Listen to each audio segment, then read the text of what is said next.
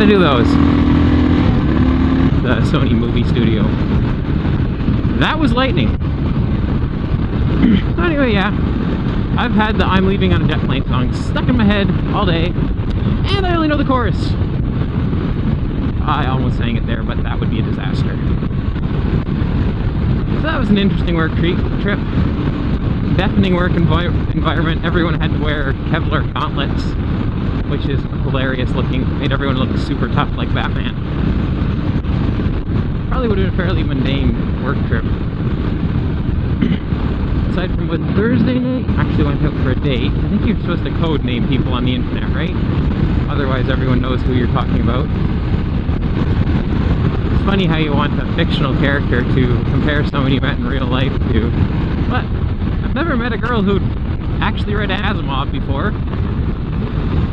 And Foundations too, not actually the robot ones. The robot ones are a little easier to pick up and put down again, and more of a mystery story. So there's the world building sci-fi that Foundations is built upon, but not. But you don't need to know it. Like it's a piece of the puzzle, but it's actually a detective story. A couple of robot books. Bailey and Denis Laudevox. Internet code names. How about Clarissa? 7-sector callout. Cyanide Dream. That's a really, really nerdy series. E.E. Smith. The Lensman books. The reviews generally hate them, but they're kind of hilarious to read.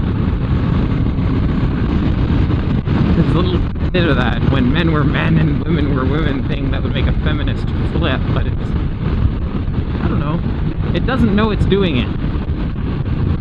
That was just how it worked, and its female characters, although females in general are maybe referred to as weaker and more feminine and more apt to faint away instead of doing the right thing. These actual characters don't ever do that. Or if they do, it's just after they did something rather impressive. Ha! I'm no Kimball Kinnison, though.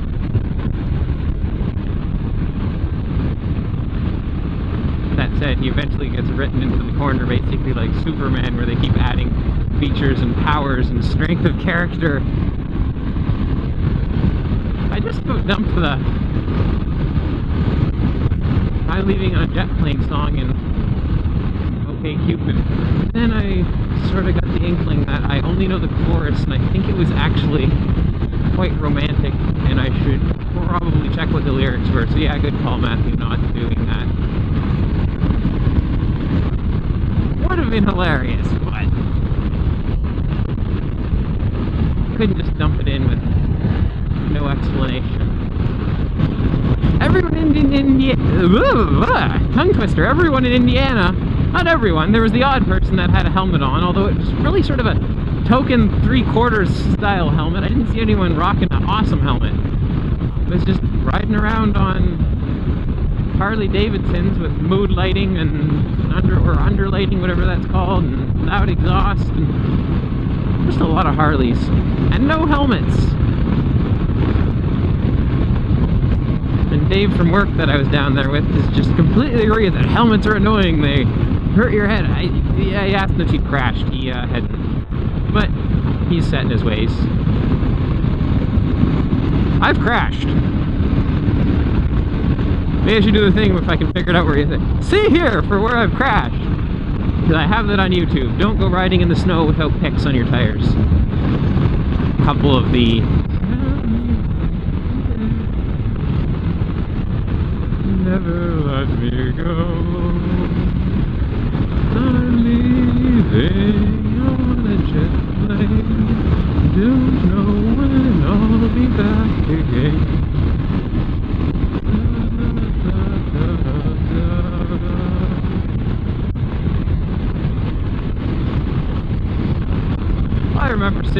boat with the neighbor.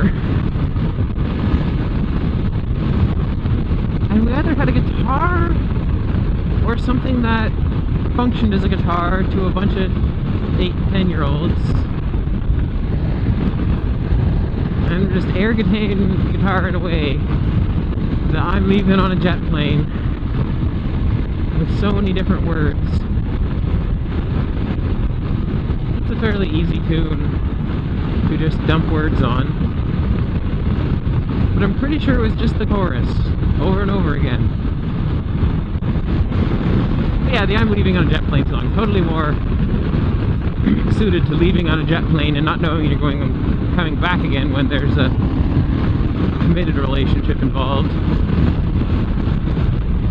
Like the high school sweetheart and he's going off to war.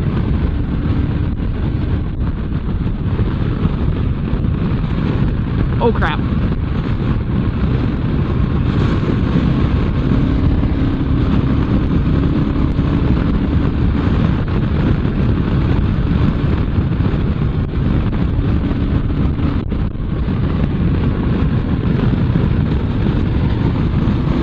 This road gets treacherous.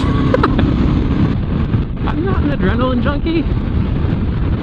I'm really not. I just like the widgets that let you be rather independent of infrastructure and let you go wherever you want.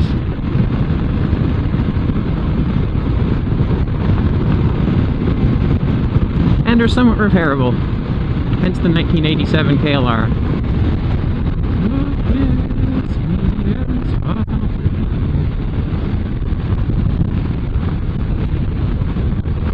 I don't know if I'd even know how to kiss.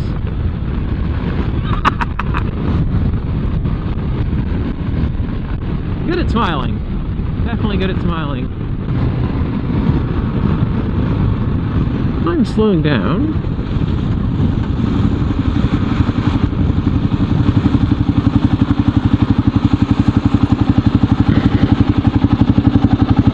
Because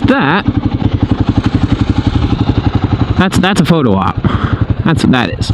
I missed the carousel by 5 minutes seeing it in operation, but did get some decent pictures for Instagram in the through the window. They must clean their glass for that reason. It was pretty impressive.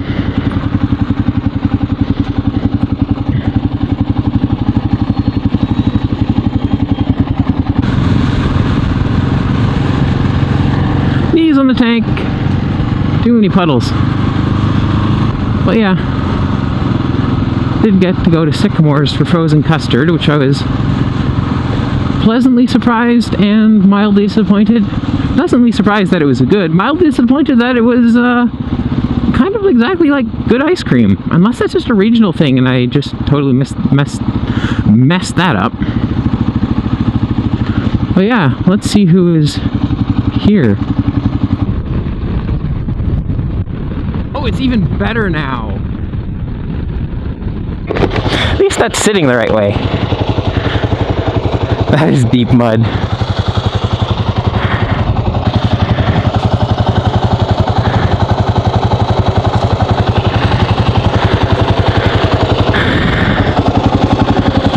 Maybe I should get a...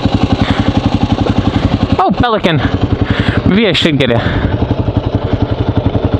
charger for the old point and shoot. Well, I'd do a little bit better job. I lost a charger in France 3 years ago.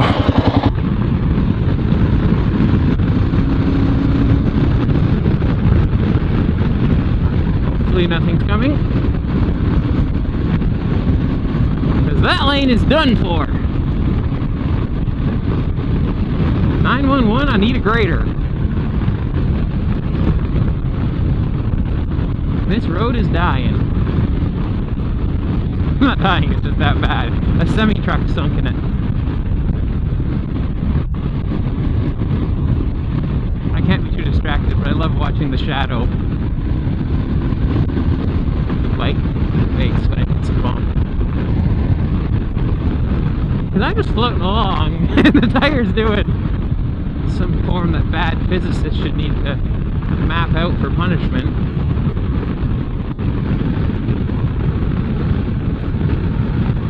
Ah, this is the one I lost it on, because it goes across the whole road.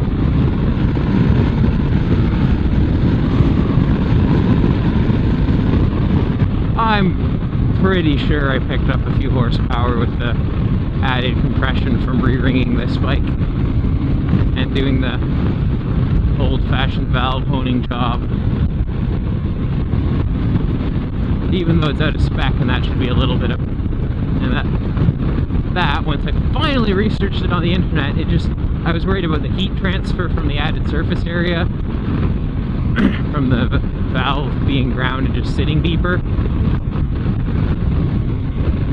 without the proper 3-angle grind being lowered on the valve seat.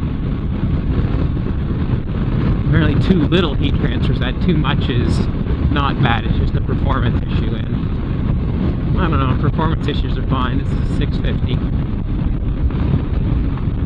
I wonder if I'll see Brooke and Steph. That might be them.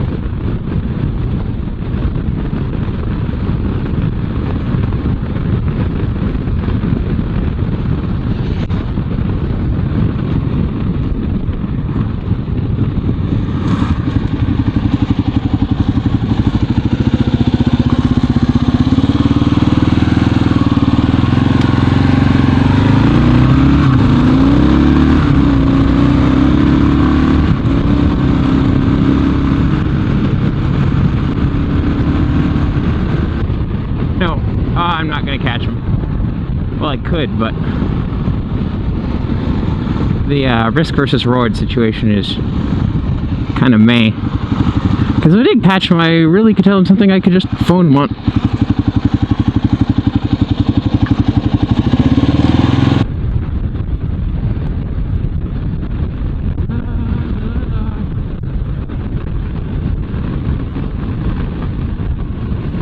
Oh, wow, the water's high.